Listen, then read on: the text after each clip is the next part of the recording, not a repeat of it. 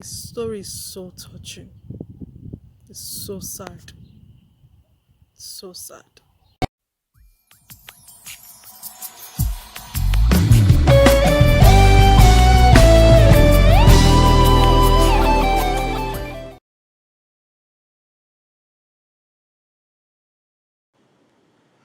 I was just incarcerated for 37 years for somebody else's crime.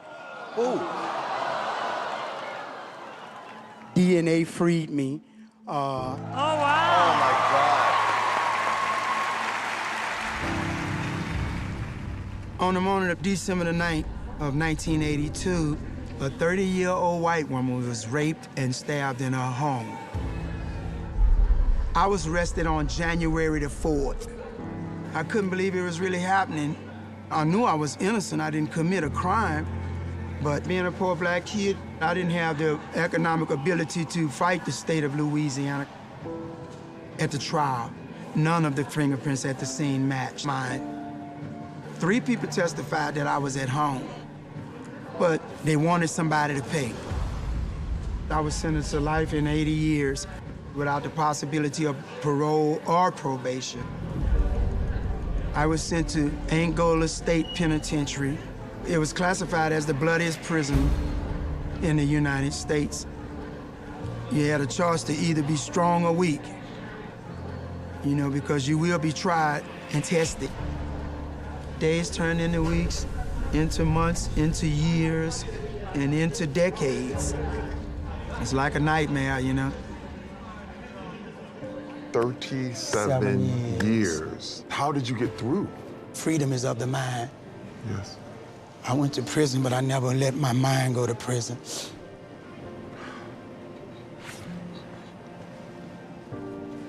When, you're faced with dark times, what I would do is I would pray and sing. This is how I got peace, and when the Innocent Project took my case, I just kept hope that they will prevail. This new technology got me back in court. They was ordered to, run the fingerprints in the database. Within hours, they matched the prints to a serial rapist. After 37 years, I was released on March the 21st, 2019.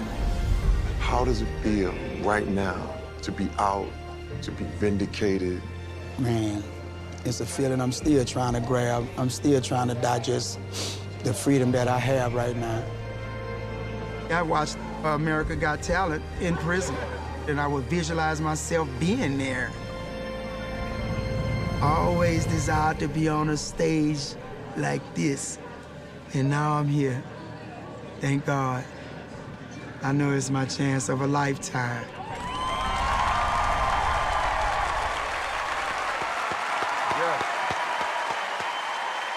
Wow, Archie, well, I'm so sorry you had to go through what you went through, but thank God the right thing happened and you're out.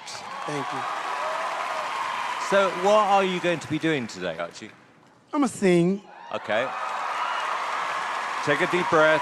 Watching that video just reminded me that in life we go through so many things that we have no control over. I can imagine what he must have gone through in that prison. He must have gone through so many things. Different thoughts must have crossed his mind. But he said he kept on singing and praising God. That just reminded me of Paul and Silas when they were in the prison, where they kept on praising God. They sang praises to God and their miracle happened. They got their freedom where the prison gates were opened. Friends, this is not a time for us to underestimate the power of praising God, of praying to God, of trusting God. Whatever you desire, whatever you need, put it aside. The first thing is to seek the face of God. Seek God first in everything you do.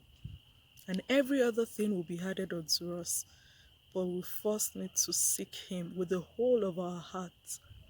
Seek Him first. That man went through a lot. 37 years is not a joke in prison. Staying in prison for 37 years, and unfortunately, he wasn't even the one that committed their crime. See the number of years wasted. Whatever you are going through, bring it before God. Trust God to help you. You can't help yourself, you can't handle it. But you have to first build a beautiful relationship with God, a vibrant one, that will place you in a good position to be able to ask God for anything. Thank you so much for watching, guys. God bless you.